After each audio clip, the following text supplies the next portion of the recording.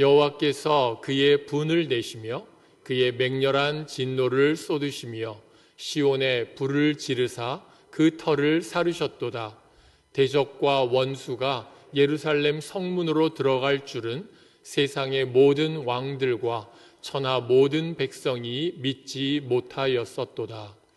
그의 선지자들의 죄들과 제사장들의 죄악들 때문이니 그들이 성읍 안에서 의인들의 피를 흘렸도다.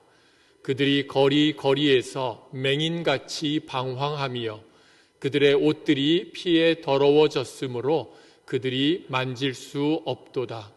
사람들이 그들에게 외쳐 이르기를 저리 가라 부정하다, 저리 가라 저리 가라 만지지 말라 하였으며 그들이 도망하여 방황할 때에 이방인들이 말하기를 그들이 다시는 여기서 살지 못하리라 하였도다.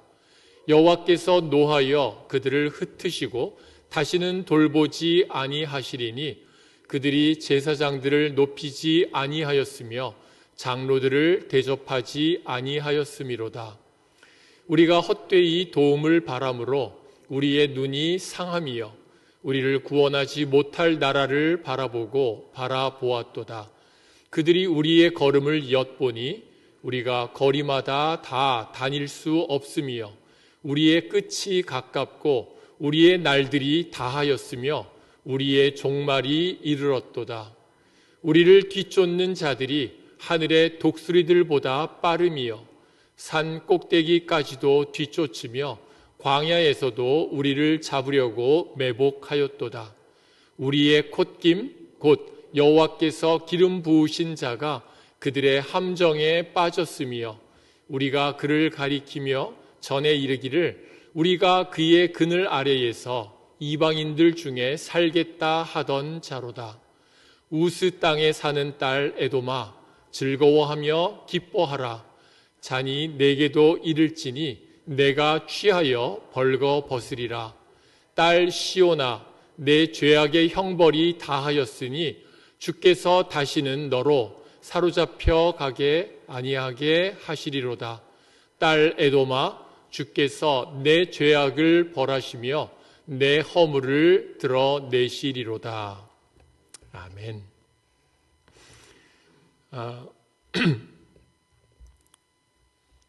이번 주간 계속 예레미야 애가 말씀을 같이 나누고 있습니다.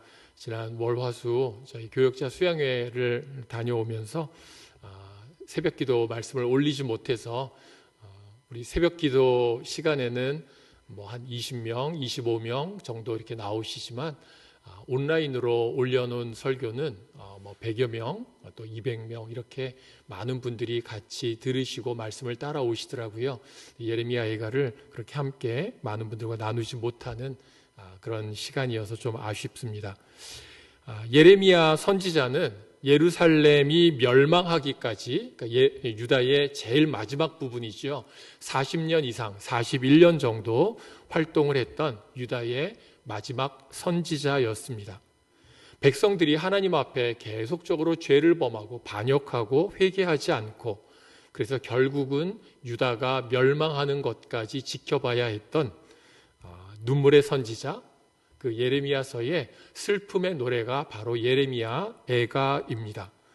히브리 제목은 성경 히브리서 예레미야 애가 1장 1절 처음에 나오는 슬프다 이 성이여 할 때 슬프다라는 단어 에카라는 제목을 가지고 있습니다. 비탄의 시, 비탄의 노래임을 알 수 있지요.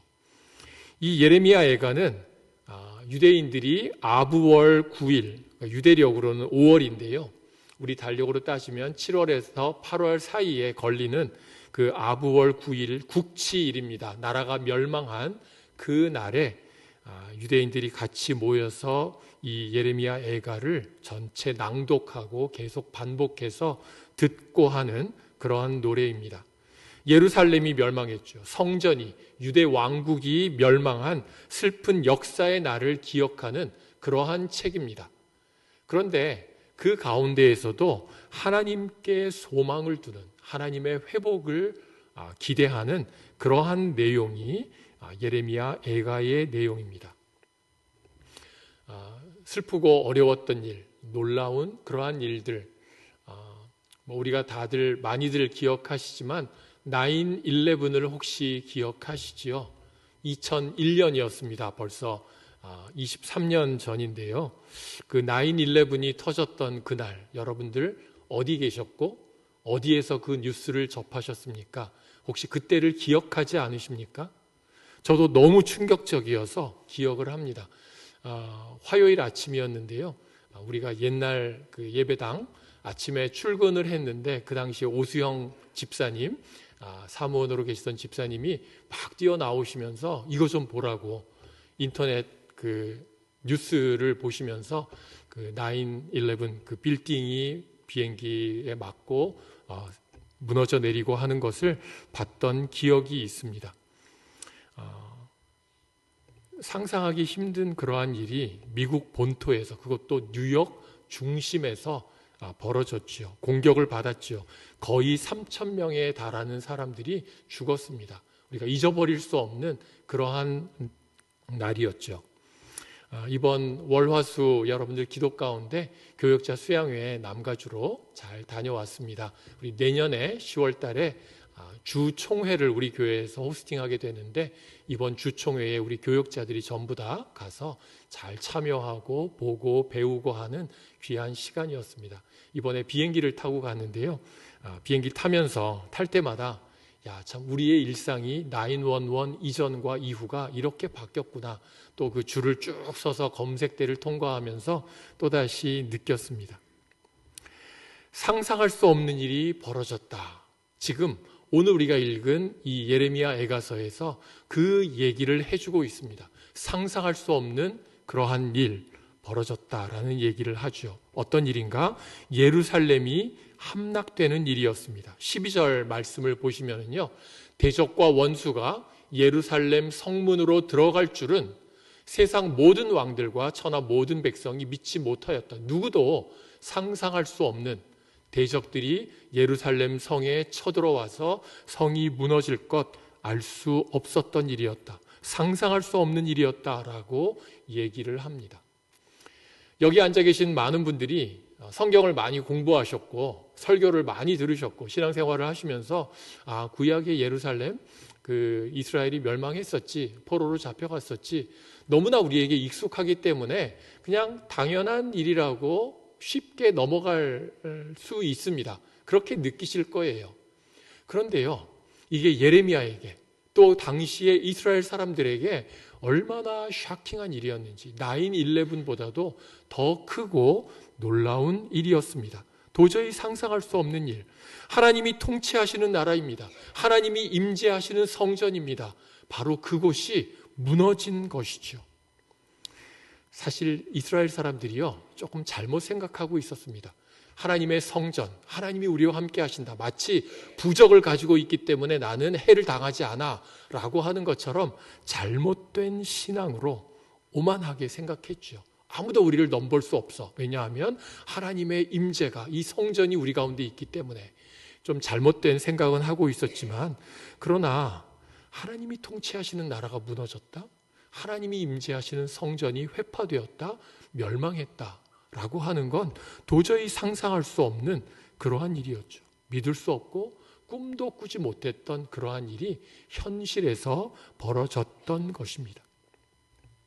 왜 이렇게 이게 놀라운 일, 상상할 수 없는 일이었냐 하면요, 구약 그 고대 당시의 전쟁이라고 하는 것은 신들의 전쟁이었습니다.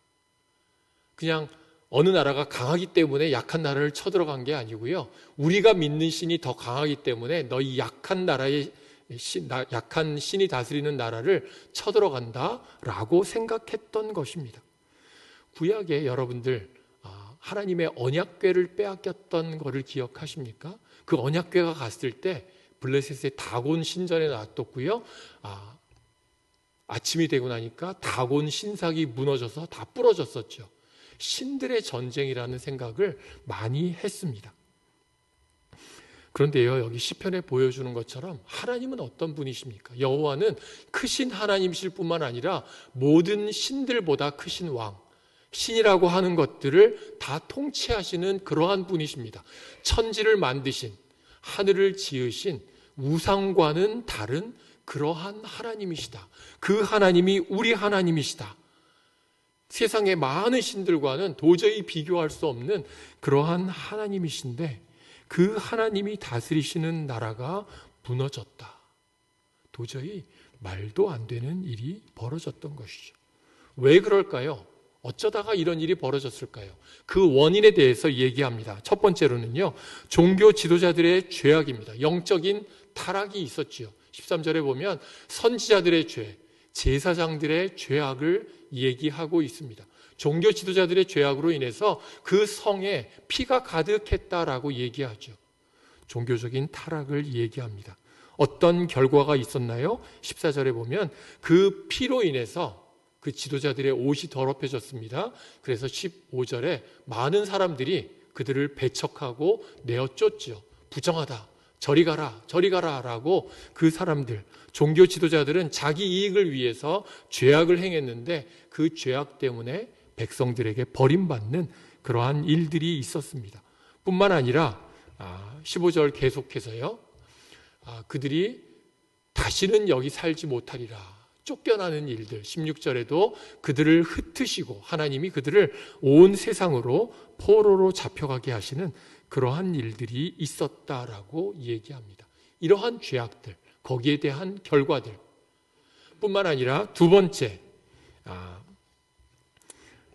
그 죄악의 그 원인이 두 번째 보면은요, 17절에 그 정치 지도자들이 헛된 도움을 구하는, 그 당시에 이집트의 도움을 힘입어서 조금 좀 버텨볼까 생각했었죠. 그래서 우리를 구원하지 못할 나라를 바라보았도다. 하나님을 바라보지 않고 이방 나라 이집트를 의지한 그러한 정치 지도자의 죄악된 모습들, 이것도요 결국은 영적인 타락입니다. 하나님의 말씀을 믿지 않았다라는 것이죠. 결과가 어떻습니까? 18절에 보면 그들이 성읍 안에서도 도망 다닐 수가 없었고요. 19절에 뒤쫓는 자들이 얼마나 빠른지 산꼭대기나 광야에 도망하려고 해도 도망할 수조차 없는 그러한 상황이 되었다. 20절에 보면은요, 여호와의 콧김, 여기 숨, 생명이라는 뜻입니다. 하나님께서 기름 부어주신 이스라엘의 왕이 함정에 빠졌다. 그 왕과 함께 좀 나라가 안정될까 하고 기대했었지만 그 모든 것이 다 무너져 내렸다. 나라가 멸망했다라고 얘기하죠.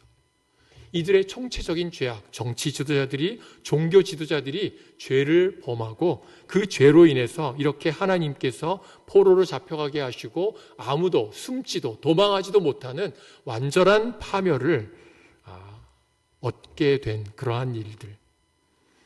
예레미야를 통해서 하나님 계속적으로 말씀하셨지만 그들의 죄악 가운데, 이 총체적인 죄악 가운데 돌이키지 않고 결국 나라가 끝장나는 엄청난 결과를 가지고 왔지요. 상상할 수 없는 일, 하나님의 나라가 무너지는 그러한 일이 일어나고야 말았습니다. 그런데요, 예레미야 애가는 이런 얘기를 합니다. 이것보다 더 무섭고 더 떨리는 것은 바로 이렇게 하나님의 나라가 무너진 것이 하나님이 직접 하셨다라는 것입니다. 11절에 보시면은요, 여호와께서 분을 내시고 진노를 쏟으셨다. 16절에 여호와께서 노하여서 흩으셨다. 이것이 하나님이 하셨다라고 얘기합니다.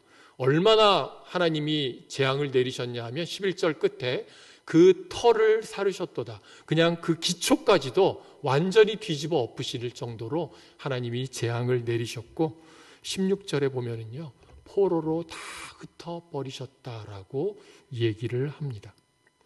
그러니까 이 유다가, 이스라엘이 무너지고 멸망한 것은요, 바벨론이라는 더 크고 위대한 신의 나라가 쳐들어왔기 때문이 아니라 하나님께서 직접 죄악을 심판하셨다라고 얘기를 합니다. 너무나 안타까운 일이죠. 하나님이 세우신 나라, 하나님이 복 주시는 나라가 이제 죄를 범하고 하나님이 직접 그것을 멸망시켜야 하는 그러한 것, 너무나 안타까운 이 예루살렘의 멸망을 보게 됩니다. 예레미야 애가 너무나 슬픈 일. 그래서 예레미야는 이 일을 슬퍼하며 이런 시를 지었습니다. 그런데요, 그 다음에 나오는 21절과 22절에서는 또다시 상상할 수 없는 그러한 일을 보여줍니다. 21절에 에도마라고 얘기하면서 하나님께서 그 에돔에 대한 조롱의 시를 얘기합니다. 우리말로는 잘 표현이 나타나지 않는데요. 이거를 딸 에돔아 즐거워하며 기뻐하라 그러면 에돔을 기뻐하라고 하는 것처럼 들려요. 그런데 사실 이 내용은요. 딸 에돔아 너 즐거워하고 한번 기뻐해봐라. 너 그랬지? 사실 여기 에돔이라고 하는 거는요. 예루살렘, 이스라엘이 무너질 때 바벨론을 도와서 예루살렘을 함께 공격했던 에돔과 그 주변에 있는 모든 나라를 대표하는 그러한 말입니다. 이 에돔, 이스라엘을 대적하는 그 나라들 너희 기뻐했지? 계속 그렇게 해봐라. 이제 금방 너희에게도 진노가 임할 것이다. 네가 취해서 벌거벗을 것이다. 수치를 당할 것이다 라고 하나님이 선포를 하십니다. 그러면서 22절에는 딸 시온아, 예루살렘아, 이스라엘아, 이제 너희의 형벌이 다했고 너희가 포로로 잡혀갔지 이제 그 포로가 끝날 것이다. 포로로 사로잡혀가지 아니하게 하나님이 만드실 것이다 라고 말씀하십니다. 사실 하나의 민족, 하나님 이스라엘 민족이 멸망을 했습니다. 털을 완전히 갈아엎으실 정도로 완벽하게 뽑혀 나갔지요. 포로로 우리가 70년이 지나갔던 것을 압니다. 그런데 그 포로에서 돌아온다고요? 다시 돌아와서 나라를 이룬다고요? 사실 그때 바벨론은 그 세계의 가장 강력한 나라였습니다. 그 나라에 완전히 무너지고 그 땅은 황폐되고 그러한 나라가 70년이 지나고 다시 나라가 회복된다? 그거는 상상할 수 없는 그러한 일. 하나님이 그것을 약속하십니다. 이게 얼마나 큰 은혜인지 이 포로 귀환이라는 것이 우리도 성경 공부를 통해서 다시 돌아와서 나라를 이루었지라고 생각하지만 이게 얼마나 특별한 일인지 특별한 은혜인지 지도를 한번 보여드리겠습니다. 이스라엘 백성들이 잡혀간 게요. 저 왼쪽 예루살렘에서 바벨론까지 잡혀간 저 길이가 직선 거리로는 520마일 정도 되지만 직선으로는 갈 수가 없습니다. 저희가 험한 곳이기 때문에 여행 거리는 850마일 정도 된다고 합니다. 걸어서 잡혀갔습니다. 저 850마일을 이렇게 묶여서 끌려간 거죠. 저 거리가 얼마나 되나 별로 감이 오지 않기 때문에 제가 찾아봤더니요. 여기서 그랜드 캐년까지 정도의 거리입니다. 저 지도를 한번 보시면 저게 참 큰 먼 거리구나. 그랜드 캐년까지는요. 직선 거리는 535마일이고 저기 지금 지도에 나와 있는 파란색으로 표시된 게 747마일이라고 얘기를 하는데 저거보다 더 긴 거리죠. 걸어가면이 아니죠. 차로 14시간을 달려가면 저기 그랜드 캐년까지 갈 수 있습니다. 저 거리를 걸어간다고 생각해 보십시오. 끌려간다고 생각해 보십시오. 저런 곳에 끌려가고 내가 살던 곳은 완전히 황폐했는데 하나님이 다시 회복시키시겠다, 다시 나라를 세워주시겠다라고 하는 건 상상할 수 없는 엄청난 일을 하나님 약속하십니다. 자, 그 약속 어떻게 이루어지는지 몇 가지로 보겠습니다. 하나님의 약속이요, 회복을 기대하게 만드셨습니다. 하나님이 약속해 주셨기 때문에 그게 가능했습니다. 도저히 인간적으로는 이스라엘의 멸망도 상상하기 힘들었지만 이스라엘이 그 포로로 잡혀가서 다시 그 먼 거리에서 돌아와서 나라를 또 이룬다라고 하는 건 도저히 가능하지 않은, 상상할 수 없는 일이었죠. 그렇지만은 하나님의 약속이 그 회복을 기대하게 만들었습니다. 레위기 26장은요, 하나님께서 이스라엘 백성들 가나안 땅에 들어가는 그때에 복과 저주를 선포하신 내용입니다. 너희가 나를 순종하면 하나님이 이런 복을 주시겠다라고 선포하셨고요. 그러나 너희가 내 명령에 순종하지 않으면 하나님이 이런 벌을 내리시겠다라고 말씀하셨는데, 거기에 바로 이 내용이 나옵니다. 너희가 끝까지 순종하지 않으면 하나님이 7배, 7배의 벌을 계속 더하셔서 마지막에는 포로로 잡혀갈 것이다 라고 하나님이 선포하셨던 내용입니다. 그대로 이루어져서 결국은 이스라엘이 포로로 잡혀갔죠. 나라가 완전히 망했죠. 그런데 그 하나님께서 저주를 선포하시면서 레위기 26장 40절 41절에 그 포로로 잡혀간 땅에서라도 너희의 마음이 겸손해지고 회개한다면, 그들의 마음이 낮아져서 그것을 다 받으면 내가 언약을 기억할 것이다. 다시 그들에게 이 땅을 주겠다고 한 그 언약을 기억하고 회복시키실 것이다 라고 말씀하셨죠. 하나님이 약속하셨던 대로, 하나님이 선포하셨던 대로 그들의 죄악 때문에 하나님이 그들을 멸망시키셔야 했습니다. 하나님은 약속을 지키셨습니다.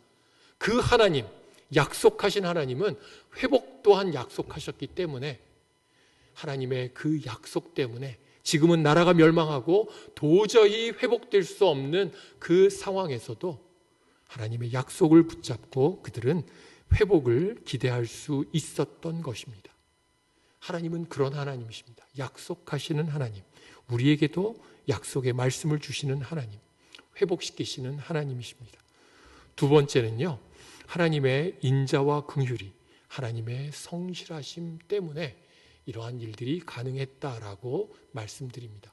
예레미야 애가 3장 22절 23절은 예레미야 애가의 가장 중심되는 그러한 구절입니다. 같이 한번 읽어보실까요? 시작. 여호와의 인자와 긍휼이 무궁하심으로 우리가 진멸되지 아니함이니이다. 이것들이 아침마다 새로우니 주의 성실하심이 크시도소이다. 예레미야 예가는 5장으로 이루어져 있고요. 1장과 5장, 2장과 4장이 짝이 맞아 있습니다. 그리고 3장이 그 중심에 들어가는데요. 그 3장의 가장 중심에 바로 이 내용이 있습니다. 하나님의 인자하심과 긍휼하심이 한이 없기 때문에, 그 주님의 성실하심 때문에 우리가 진멸되지 않습니다. 지금은 포로로 잡혀가지만, 지금은 나라가 멸망했지만 하나님이 분명히 회복시키실 것입니다라는 그 믿음을 고백할 수 있었던 것입니다. 이러한 일들, 하나님이 약속하셨고 하나님은 인자와 긍휼이 무궁하신 분이기 때문에 그 하나님이 회복시키실 것이다, 그런 희망을 갖게 되었죠. 절망 중에도 갖는 희망, 도저히 상상할 수 없는 일들을 그들은 꿈꿀 수 있었습니다. 한 가지 더 말씀드리고 싶은 것은 세 번째입니다. 이 모든 문제를 나의 문제, 우리의 문제로 끌어안고 기도했다라는 것입니다. 아까 원인에 대한 얘기를 할 때 17절인데요. 예레미야가 얘기를 하면서 우리가 헛되이 도움을 받았고 우리의 눈이 상했고 우리를 구원하지 못할 나라를 바라보았습니다 라고 하나님 앞에 우리의 죄악을 고백합니다. 사실 예레미야는요, 이것을 가장 반대했고 그러면 안 된다고 40년간을 선포했던 선지자입니다. 어떻게 보면 지금 이제 이스라엘이 멸망하고 예레미야 입장에서 거봐, 내가 그렇게 얘기했잖아 라고 그냥 이스라엘 백성들에게 모든 그 화살을 돌릴 수도 있었어요. 그런데 예레미야는 애가를 쓰면서 하나님, 우리가 헛되이 죄를 지었습니다. 하나님, 이것이 바로 나의 문제고 우리의 문제입니다라고 그것을 끌어안고 하나님 앞에 고백하고 기도하는 모습을 보였습니다. 다니엘도요, 하나님께서 그 이스라엘 나라의 죄악들 그리고 회복의 역사를 보여주셨을 때 하나님 앞에 통회 자복하면서 똑같이 이렇게 했던 것을 볼 수 있습니다. 다니엘서 9장 5절과 6절에 보면은 다니엘이 하나님 앞에 회개하면서 우리는 이미 범죄했고 패역하고 행악하며 반역했습니다. 우리가 주의 선지자들, 주의 이름으로 왕들과 고관과 조상들과 온 국민에게 말씀하신 하나님의 말씀을 듣지 않았습니다. 다니엘은 안 그랬어요. 다니엘은 참 올바르게 그는 끝까지 하나님 앞에 기도하고 신앙을 지켰던 사람입니다. 저들이라고 얘기해도 충분했어요. 그런데 다니엘도 우리가 잘못했습니다. 하나님, 이것은 우리의 죄입니다라고 그는 끌어안고 회개하고 자복하고 하나님의 은혜를 구했죠.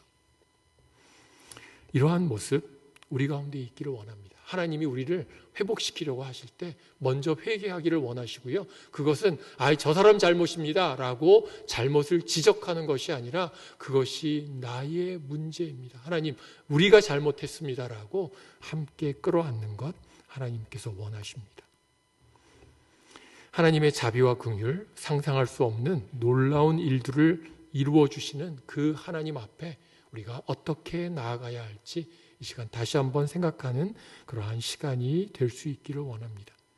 때로는요, 우리의 삶 가운데 상상할 수 없는 일, 우리가 도저히 기대하지 않고 원치 않는 그러한 일들이, 너무나 힘들고 어려운 일들이 우리에게 다가오기도 합니다. 끝없이 이어지는 것 같은 투병, 안타까운 그러한 죽음, 견디기 힘든 고난, 또 불가능해 보이는 해결할 수 없는 그러한 문제, 우리 삶 가운데 그러한 것들이 다가올 때가 있습니다. 어느 것 하나 견디기 쉽지 않은 그러한 시련, 도저히 상상할 수 없는 그러한 어려움들이 우리에게 찾아오기도 합니다. 아마 지금도 그러한 어려움과 고난 가운데, 투병하는 가운데 고통하는 그러한 성도님들이 아마도 이 자리에도 또 온라인으로라도 같이 계실지 모르겠습니다. 그러나요, 그 어려움 가운데서도 우리는 하나님께서 도저히 내가 상상할 수 없는 그러한 회복과 그러한 온전함을 주시는 것, 우리는 기대할 수 있습니다. 그러한 기대를 가지고 살아가야 합니다. 왜냐하면 하나님께서 약속하셨기 때문에, 하나님께서 그 긍휼과 인자가 끝이 없기 때문에, 그 하나님이 우리를 대해 주시기 때문에 우리는 하나님 앞에 이 모든 어려움들, 이 모든 문제들을 하나님, 나의 문제입니다. 우리가 함께 끌어안고 내 문제뿐만 아니라 내 주위에 어렵고 힘든 성도님들, 아픔과 고난 가운데 있는 성도님들, 이 모든 것들을 같이 끌어안고 주님의 은혜를 구하며 하나님이 역사해 주시기를 기대하며 우리가 나아갈 수 있습니다. 하나님 안에 믿음을 잃지 않고 주님을 기대하며 또 하나님께서 주실 승리를 기대어 살아가는 그러한 우리의 삶, 또 우리의 기도 생활이 될 수 있기를 원합니다. 같이 기도하시겠습니다.